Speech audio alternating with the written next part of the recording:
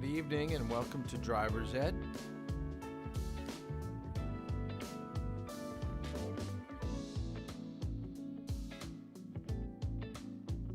Please sign in.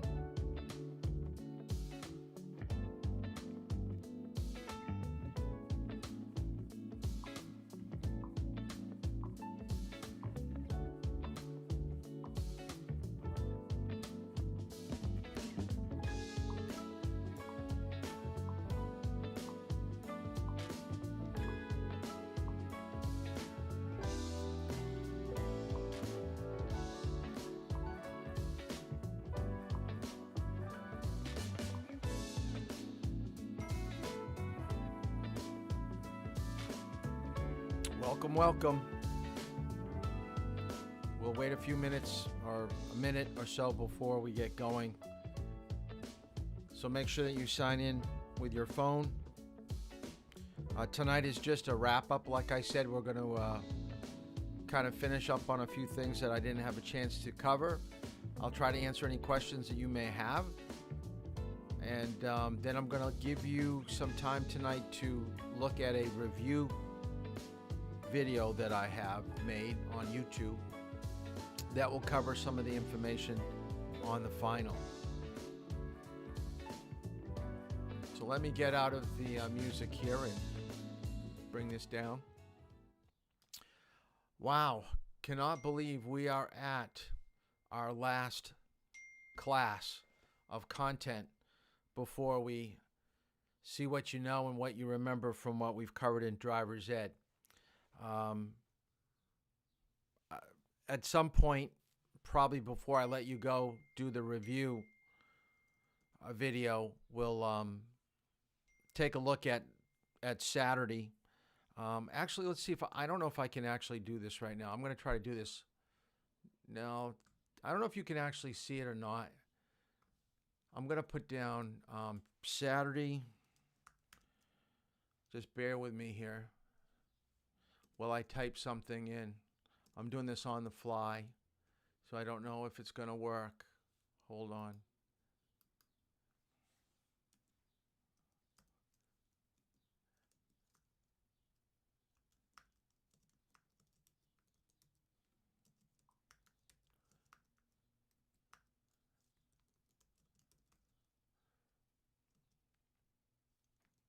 I'm almost done. Let's see if this works. I'm going to add it. There we go. I'm going to keep this up for the remainder.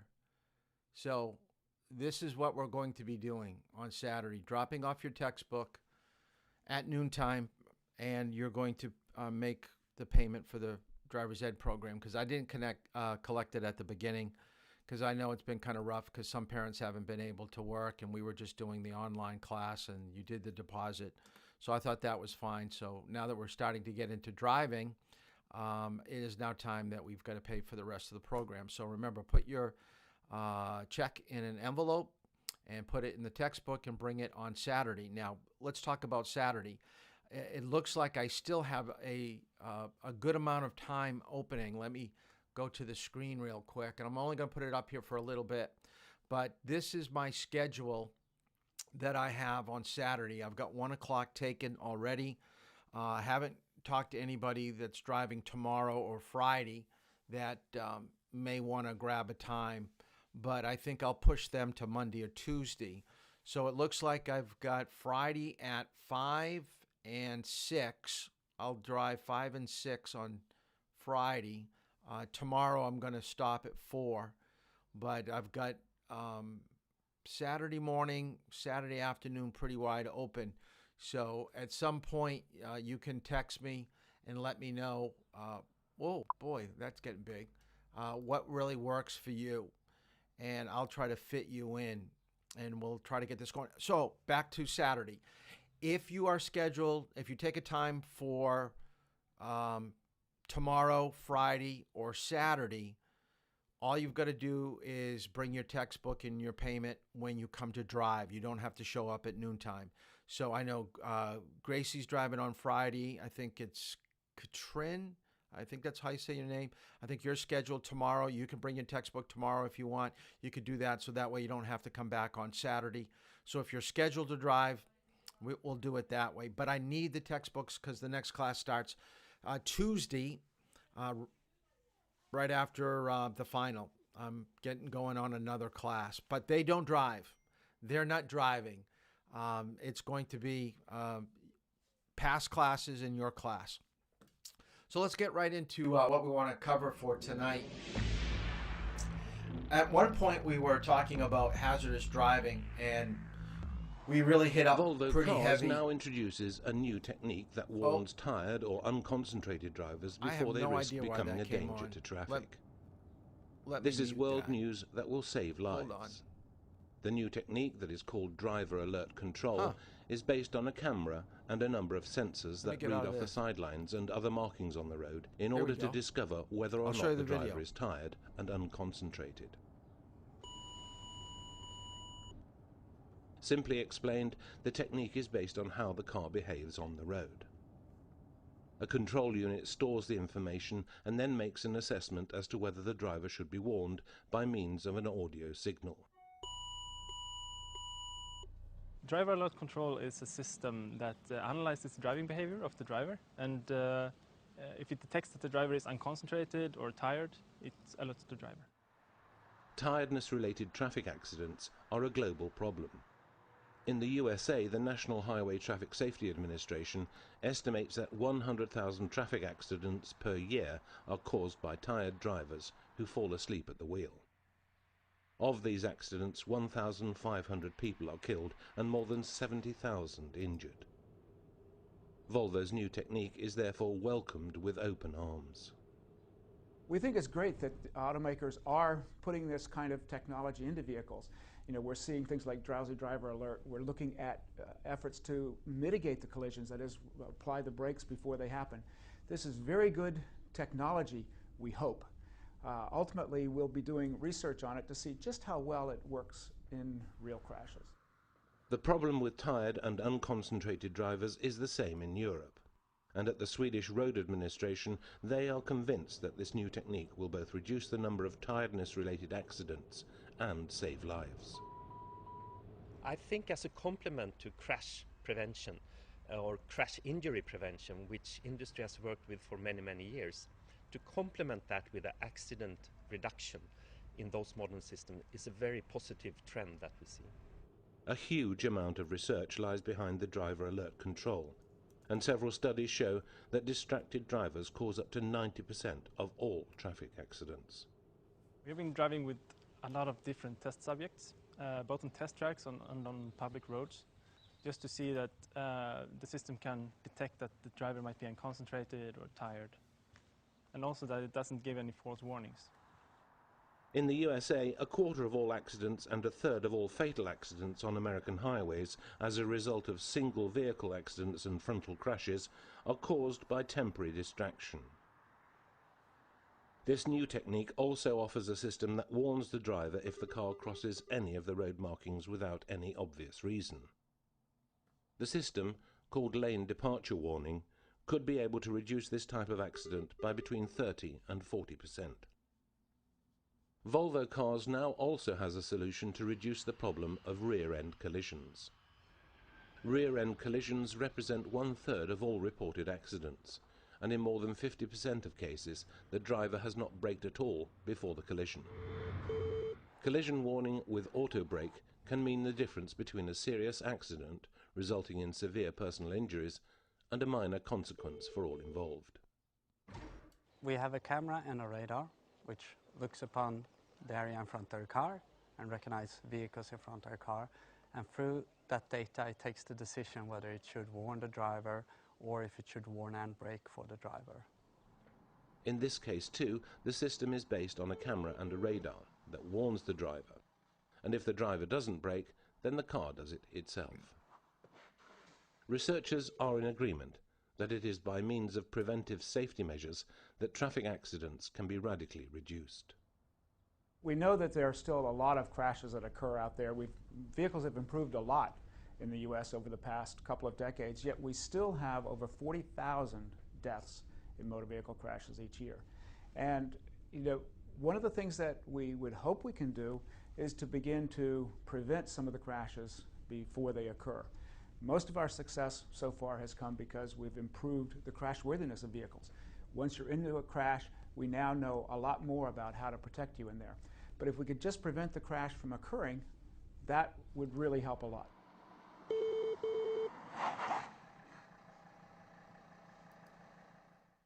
Okay, that's great technology that we have. Boy, I'm having a hard time with my program here, switching over. I just lost my PowerPoint.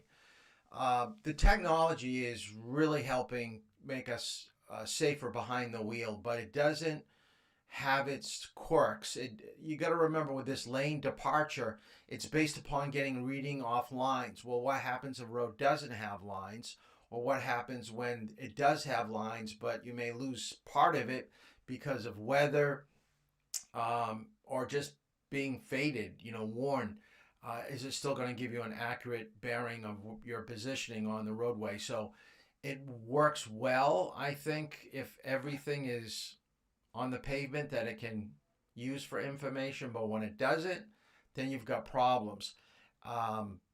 We are seeing it over here in the country, and I think Tesla is the vehicle that comes to mind about being self-automated. And remember, if you know anything about Tesla, they tell you that you still should be aware of your surroundings, have your hands on the wheel. Now, you can take them off for a little bit, but you don't want to fall asleep. Here's a person in his Tesla sleeping while he's driving. And appears to show, as you can see right here, a driver asleep at the wheel. This is crazy. Asleep at the wheel of his Tesla. It's raising more safety concerns about the vehicle. And ABC's Trevor Alt joins us with more. Trevor, good morning to you. Well, Dan, good morning. This is both scary and it's bizarre, right? This was recorded by a California couple on one of the busiest highways in the country, and in the lane next to them, that driver seeming peacefully asleep at the wheel. A shocking sight just one lane over in Southern California. He's totally asleep. This is crazy. Clint Olivier and his wife catching that man taking an apparent cat nap, arms crossed as his vehicle drives down I-5 at 70 miles an hour. It was scary to see, to think that, okay, so the guy 18 inches on my passenger side is sound asleep. After more than half a minute, the driver seems to wake up, grabbing the wheel in a jolt. ABC News has not spoken to that driver, and Tesla declining to comment on the video. The company has said drivers are supposed to keep their hands on the wheel at all times, but incidents like this continue to occur. While we aren't sure what the driver was doing in this latest incident, it's raised renewed questions about the safety of automation in vehicles. Of course, more research is needed, but even Clint, despite his shock, sees the direction American transportation could be headed. It was a scary experience, but also, hey, this is 2019 and that's the future.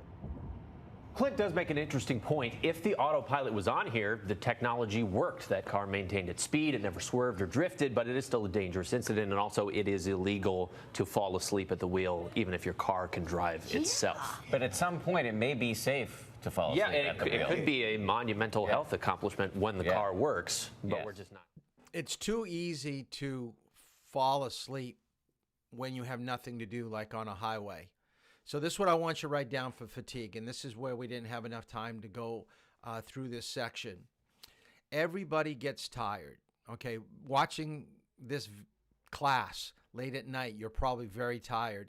Same thing with your other classes, or even if you're in the classroom, people will nod off. I think we've all been in a situation where we're looking at something and we're concentrating, and we find ourselves getting what we call the nods, where our head dips down and then we jerk back up again. So this is what I want you to write down in your notes. If you ever find yourself closing your eyes for a moment while you're driving, look for a place to pull over and think about what you can do to get yourself wide awake. Get out of the car, do some exercises, go to a convenience store, get a soft drink that's got sugar, or go someplace that's got caffeine, like coffee. Let someone else drive. There are different ways that you can fight fatigue, but you don't want to fight it, because most people think I can close my eyes for a second and then wake back up.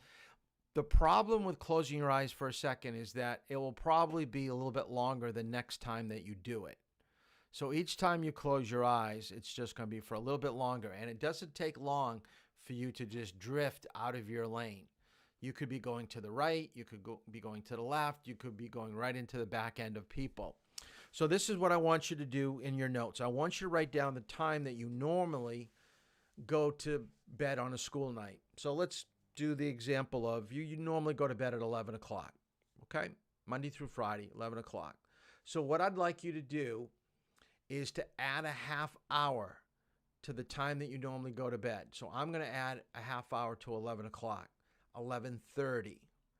So this is where, make a star, make a arrow in your notes. If you're driving at 11:30 at night and you still have a 15-minute to a half-hour drive, so you're going to be driving between 11:30 and midnight, I will guarantee that you're going to start nodding off. Your eyes are going to start to close, and then you're going to have to reopen. It's just a fact. We have a built-in clock. It's called circadian rhythm, that your body knows when it's tired and wants to go to sleep. Some of you probably even have it on the other end where you can wake up without an alarm clock. That's pretty cool. But at night, your body's saying, hit the hay. You got to be sleeping. And you've got to find ways to fight that fatigue or not to drive. Pull over the side of the road, take a 15, 20-minute snooze. Make sure you text your parents or whoever is expecting you at home. But don't try to keep driving, and that you're going to be okay, because you may not make it. NBC did a study with college students, and when they go through final week, they're putting in a lot of cramming, a lot of papers, a lot of studying, and they're getting very, very fatigued. So they did a study during final week. So let me show you that. Back at 7:44 this morning on Today investigates a serious hazard facing young drivers that is often overlooked. NBC's senior investigative correspondent Lisa Myers is in Bethesda, Maryland with details.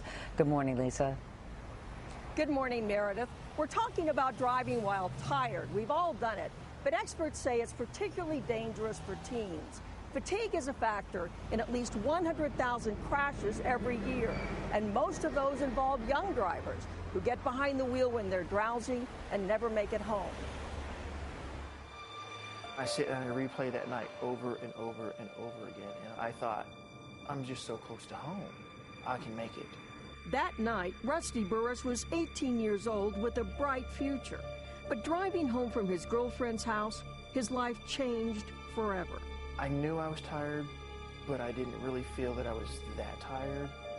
And driving home, I got just a mile from home and fell asleep at the wheel.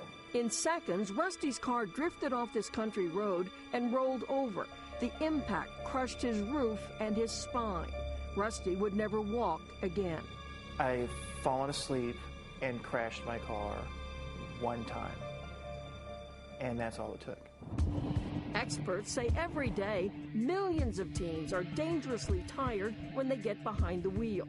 More than a third of teens say they drive drowsy on a regular basis, and more than half of all fatigue-related crashes involve drivers under 25. It's a huge problem, and it's probably bigger now than it was in the past. Tom Balkin is president of the National Sleep Foundation.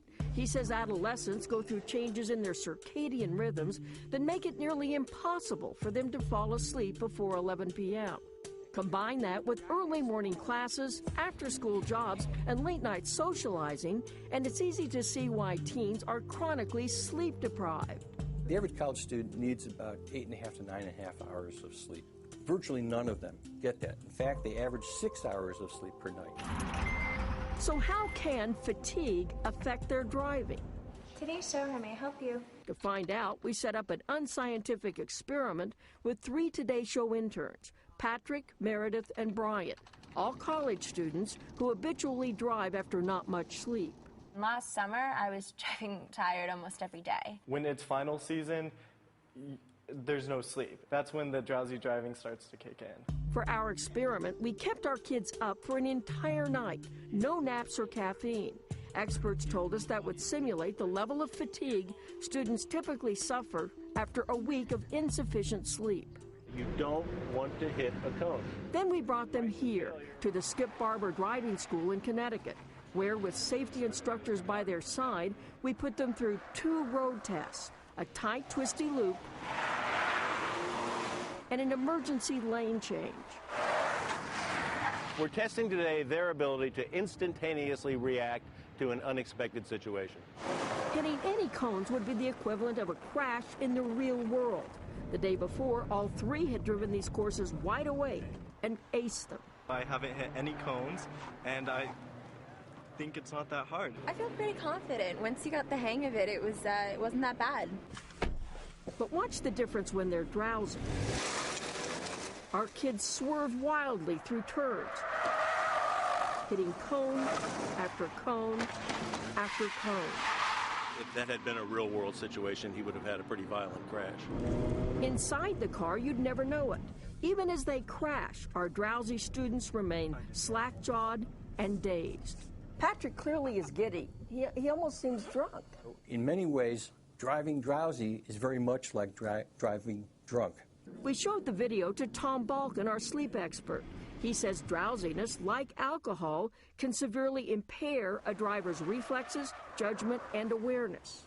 Should parents be as worried about kids driving when they're too tired as they are about them texting while driving or driving drunk? Absolutely. Especially, he says, on long, boring roads like the one where Rusty crashed. So we also tested our kids on this monotonous 2-mile track, each driving it for half an hour. At first I thought I did okay. You know, I thought I was in control. But their dead stares tell a different story. Balkin says these are signs of a dangerous condition called microsleeps, where your eyes stay open, but your brain is falling asleep. And this is the kind of situation where anything unexpected actually could throw them. Like these surprise cones. We put them up on our kids' final lap to simulate a stopped car or a person unexpectedly in their path. Before the test, we made sure an alert driver could easily stop in time. But watch our drowsy kids. Whoa. They're so disoriented, they barely hit the brakes. Whoa, okay, that was fun. I just killed somebody, didn't I?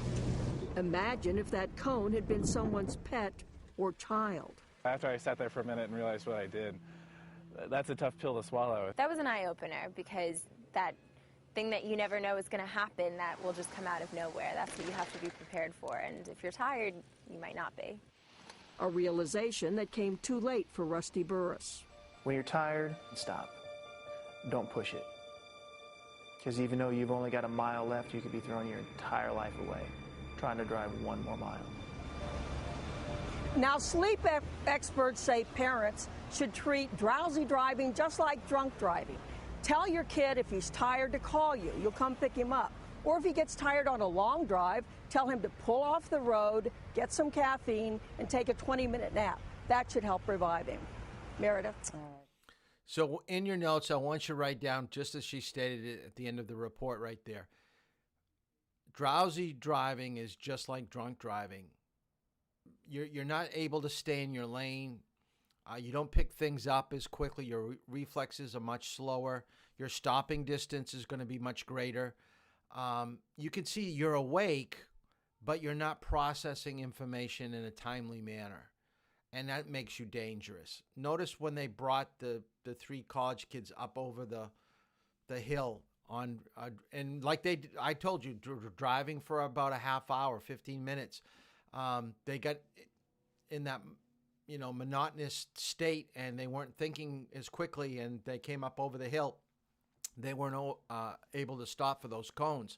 That's what it's going to be like when you have a pedestrian come out in front of you or when you're coming right around a corner. So fatigue driving is a pretty serious thing.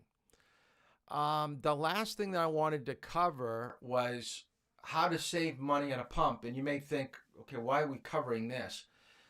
Well, your parents are going to probably make you have some, oh, I see echo. Hold on. Your parents are going to probably make you start being responsible for some part of ownership of having a license. So whether it be paying for insurance, paying for gas, maintenance, registration, you're going to be paying at some point. And even if they don't, when you do get your first car, you're going to have to put fuel in it. It's not going to be your parents' responsibility, so you should know what to do. And I probably would imagine there's at least one or two of you in class that have never pumped fuel before. So I wanted to kind of go over a few things real quick. How to save money. You don't want to waste fuel. Anytime that you're idling excessively, that means in a parking lot, in a driveway, anything longer than 5 minutes, you should probably turn your car off. Now, I know I'm doing it in the driver's ed vehicle because I don't want you to, have to handle keys or touch the start button. So you're only grabbing the wheel and the directional, basically, or adjusting your mirror in the seat. So I'm cleaning everything else. Aggressive driving, that means quick starts, quick stops, are going to create a problem for fuel economy. Cruise control, if we do a highway lesson and you want to use cruise control, please remind me. It does help save fuel because it makes your speed more constant. You're not going to have that influx of going faster and then slower. You're going to keep it that nice steady pace. Now, here is what I want you to write down about air conditioner.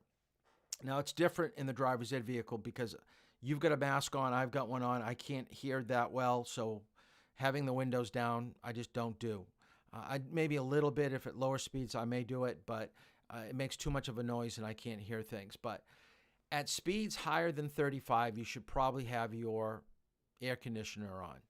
It saves fuel. Anything less than 35, put the windows down, you're going to save fuel.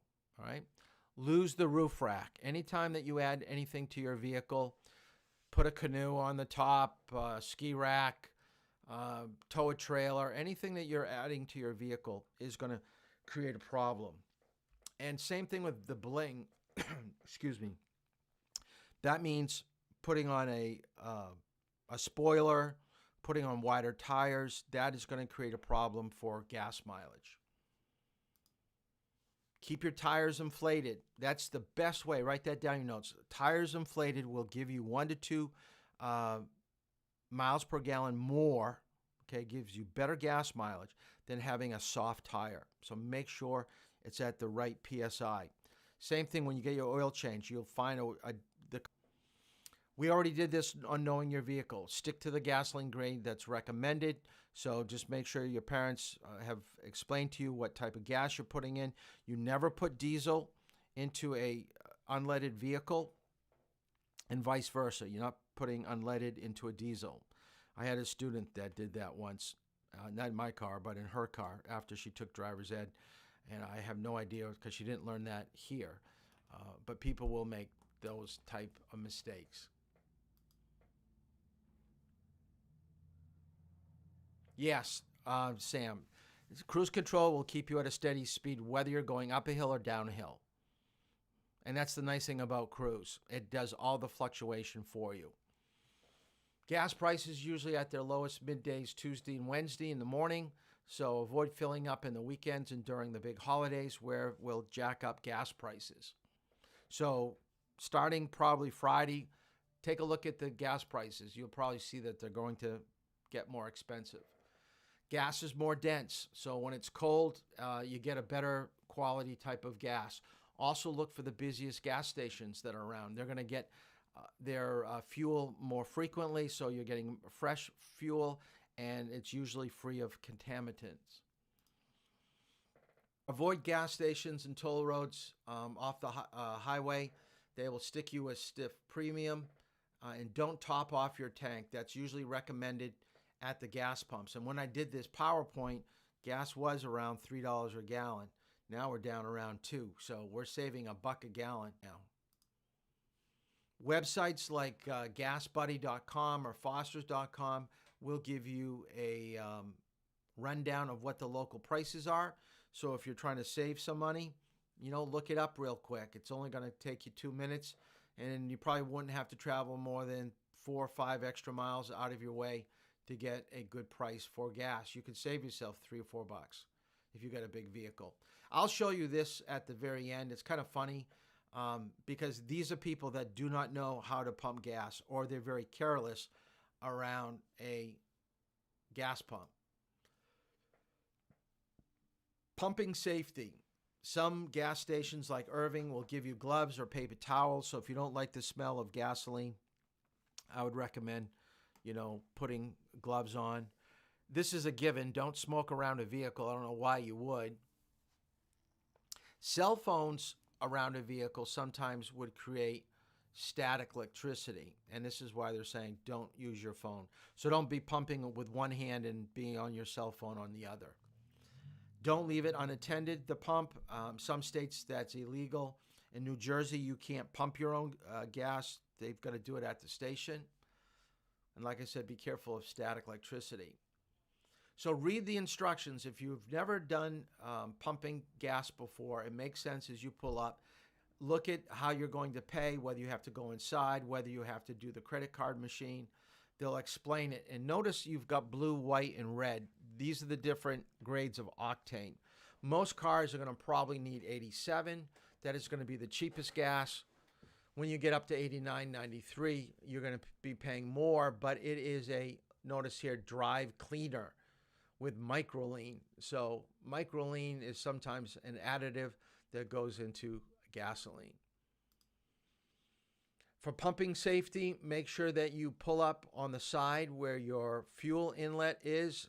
I'm doing all the pumping right now because I don't want you to touch anything because of the virus. But notice you could open the door and not hit anything. Some people get way, way too close. And when they try to open the door, they'll hit the pump or the white barrier or even the trash can at the very end. So 3 feet is what's recommended, especially if you're pulling up on the side that you should. Always take out the nozzle and keep the nozzle head up. Okay, notice to the picture to the left. Okay, you take it out of the cradle and then you drop your hand down and then you walk over to your vehicle and then you lift it up and put it into the hole of your car for filling. When you pull it out, you've got to pull it out, but your hand goes down. Don't ever lift your hand and go up. There's still gasoline in the head, and it could drip all over you. And if people do smoke around a vehicle, there's always a chance that it could ignite. So I'll give you a video here that shows you how foolish some people are around a gas pump.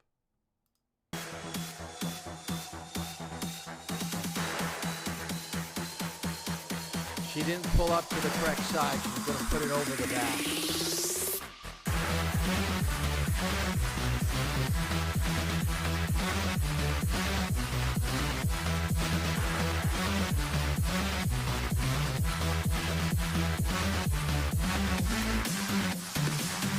Okay, they were pulling away without being done. This guy forgot that he had a trailer.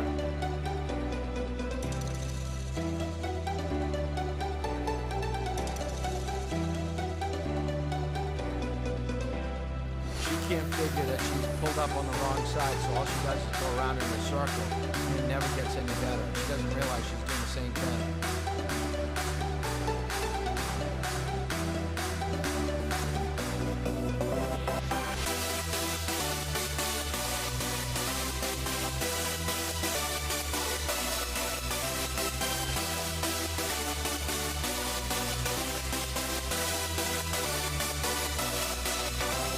Person forgets that they've left the pump still in the inlet.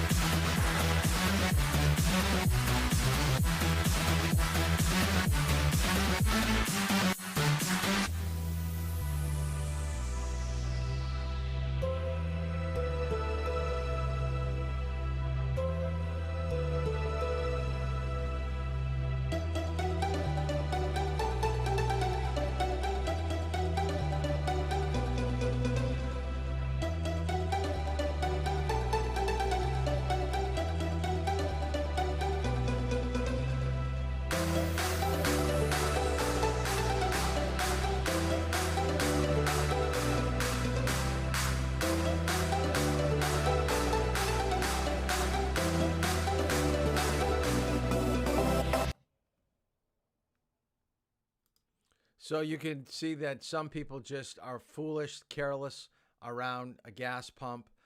Some of them were just plain stupidity. Don't be one of those people, because who knows, you might make a YouTube video, get on YouTube at some point. Part of your homework when we were doing seatbelts was to do a poster, a radio ad, or a video. The only person in class that did a video was Sam, and I never showed it to you.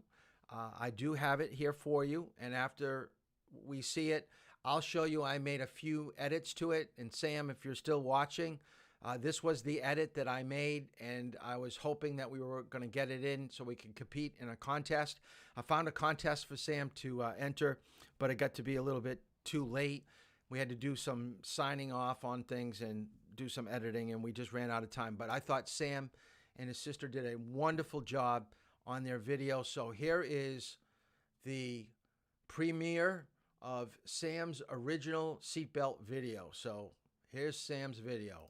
All right, let's go, Charlie. We literally have to get... I'm moving. You're always late. You're literally always... I'm sorry that I have to do my makeup and you late. Don't. And you stay in the bathroom for so long. You just not gonna wear your seatbelt? I don't need to wear a seatbelt. I'm literally a good for that. As many people die in car accidents because they're not wearing seatbelts, and more than half of the passengers who die in car crashes, it's because they weren't wearing seatbelts. We literally have to get to school. We're late. You know I'm a good driver. You stop acting so smart. Bruh, do you hear that beeping? Seatbelts have, their whole point is to prevent drivers from being ejected from the vehicles during car crashes. You're 30 times more likely to be ejected from a vehicle during a crash if you're not wearing your seatbelt. Shut up. We have to get to school. Just let me drive. Sam, a speed bump. Send it! No!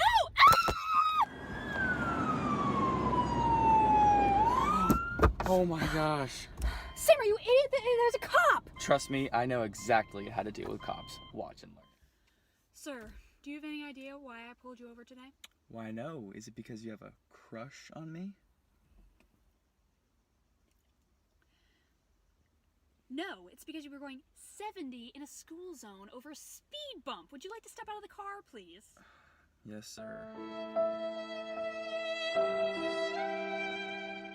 You're under arrest. You have the right to remain silent. Slow down, strap up, and click it, or you'll get more than a ticket.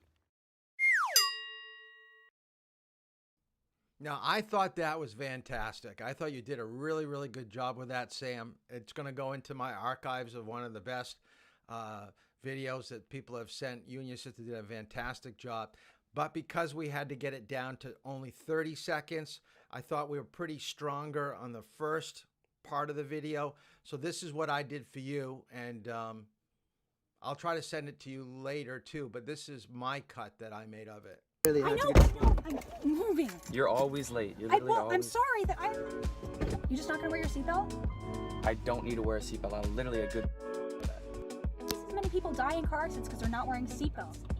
We literally have to get to school. We're late. You know I'm a good driver. You stop acting so smart. Bruh, do you hear that beeping? Their whole point is to prevent drivers from being ejected from the vehicles during car crashes. You're 30 times more likely to be ejected from a vehicle during a crash if you're not wearing your seatbelt. Let me tell you, narrowing it down to 30 seconds was really, really tough. So that's basically what I came up with. If it comes around again, maybe they didn't have enough people to compete. They'll do it again. I'll give you heads up and we'll put it in and compete. That is all the information that I have for driver's ed. Now, what I recommend for you to do, if you go to my YouTube channel, I'm going to get out of here for a second, and you search for a video that says driver education review questions. It's about 18 to 19 minutes long. Oh, it's muting again. So this is what you're looking for. This is the picture of the video cover on YouTube, on my channel. This is what you want to be doing for the rest of tonight, is to go to this channel and answer the questions to the best of your ability. So what you're going to do is just take a blank piece of paper, start the video. I'll ask a question, and then you should stop it. and then try to answer it. It's not multiple choice. I don't think you should do this, because if you don't get it right, you should make a little note next to it. I didn't know my speed in a rural area, so that you know that you've got to restudy that.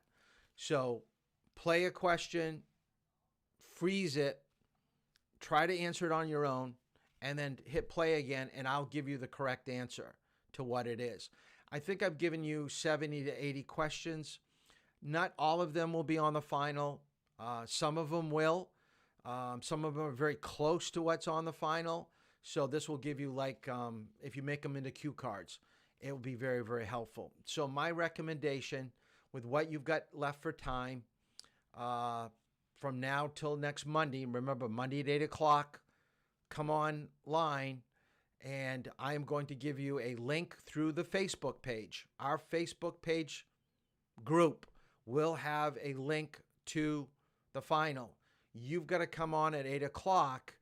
I'm going to talk about the final a little bit, about some of our driving, and then I'm going to give you a password. I'll have it, okay? I'll hold it up what the password is. Then that is your time to go on and take the test. You will be timed. You will only be given one chance, okay? One chance, okay? You can't, stop it and redo it, and that's it. One submission. We're going to make it tough. If you can pass my final, then you can pass the state final. I'm going to put up on the board here one last time. Oh, that's not what I want. There we go. Here is my schedule. Okay, so if you want to drive, and I think the two UNH students text me, both UNH students, let me know if you can drive on Saturday, preferably in the morning, 8 o'clock, 9 o'clock. Let me know, Alexander and Zion, whether you can drive on Saturday, and we'll try to get you in on Saturday. Then the rest of you can fill in the times. I've got 5 o'clock and 6 o'clock on Friday, so just text me and let me know what works for you. So that is Driver's Ed in a nutshell. If you've got any questions tonight or anytime till Monday, just throw me a text and we'll do it that way. But I just don't think by staying online right now and you asking comments on the YouTube channel would be the best. So I'd rather have you go to the review questions, do them on your own at your own pace, because you can stop your computer. That way we're all not doing it all at once. I just thought that would be a better way to do it. So that's it. And we'll see you on Saturday at noon if we do not schedule drive time. So it's been great having you in class. Some of you still have a little bit of work to do, but as long as you get it in, you're going to be all set. So most of you have done most of your homework. There are about a half to a quarter of you. You got a lot of work to do. Well, anyways, have a good night, and we'll see you on Saturday.